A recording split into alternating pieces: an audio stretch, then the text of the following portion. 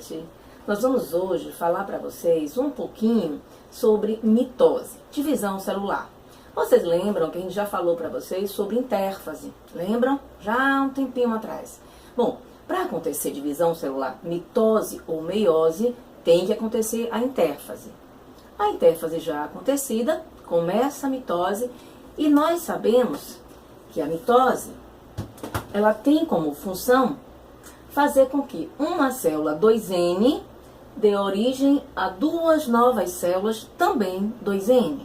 Para que serve a mitose?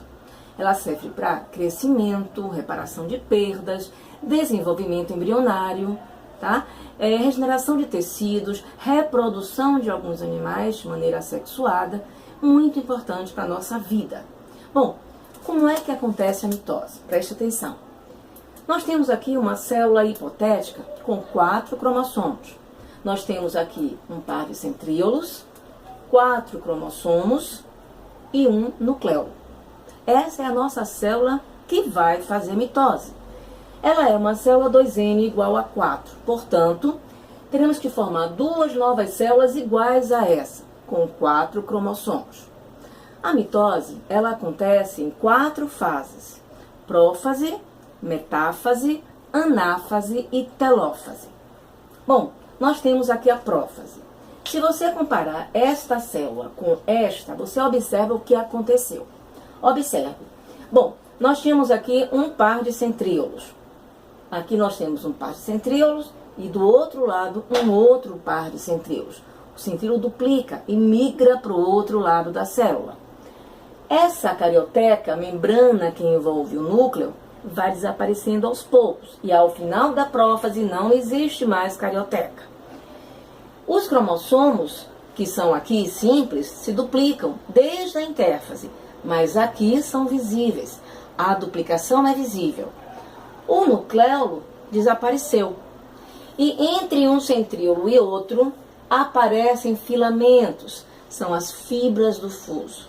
Então, nessa figura, que é o final da prófase, nós temos centríolos de cada lado, envolvido por pequenos filamentos, que são as fibras do áster. De um centríolo a outro, de vermelho, nós temos as fibras do fuso, pequenos filamentos, e preso a esses filamentos nós temos os cromossomos duplicados, visivelmente duplicados.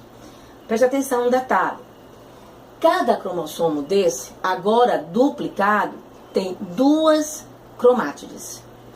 Aqui eu tenho um cromossomo e 2 cromátides. Aqui eu tenho 4 cromossomos. Aqui na prófase eu continuo tendo 4 cromossomos. Só que agora, cada cromossomo desse tem 2 cromátides, 2 filamentos de DNA. Ok? Bom, terminamos então a prófase. E começa a segunda etapa, que é a metáfase. Aqui está a metáfase. O que foi que aconteceu? Observe o desenho. Cada cromossomo desse visivelmente duplicado se organiza bem aqui, ó, no centro, um em cima do outro, formando a conhecida placa equatorial. Tá aqui. Placa equatorial é a característica da metáfase. E além disso, não sei se vocês conseguem observar, mas nós tentamos fazer com que cada cromossomo desse estivesse mais escuro, mais pintado. Isso para mostrar para vocês que também na metáfase nós temos o máximo de espiralização dos cromossomos.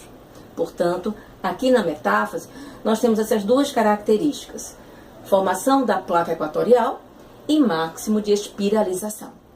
Também é possível que aconteça aqui na metáfase a quebra ou separação das cromátides. Cada lado de um cromossomo é uma cromátide. Como eu já disse, cromátides irmãs. Aqui na metáfase, esse ponto, que é o centrômero, ele se desfaz, se quebra, se divide, não sabemos ao certo. Mas continuam juntas. Vão se separar verdadeiramente aqui na anáfase. Ok? Então, aqui, placa equatorial, máximo de espiralização e a quebra ou duplicação do centrômero. Na anáfase, nós temos aqui, o que ocorre é o encurtamento desses filamentos. Os cromossomos, agora cromátides separadas, elas estão desespiralizando. Aqui foi o máximo, aqui começa a desfazer. As cromátides irmãs se separam, sendo puxadas para cada lado. A partir do momento que as cromátides irmãs se separam, cada filamento desse é chamado de cromossomo. São os cromossomos filhos. Então, observe que nesse momento da célula, nós temos quantos cromossomos aqui? 1, 2, 3, 4, 5, 6, 7, 8. Nós temos aqui 8 cromossomos nesse momento. Por quê? Chegamos agora ao final da história, que é a telófase. Observe no desenho que a gente começa a fazer uma invaginação da célula. Começa a diminuir, a entrar. E aqui vai terminar.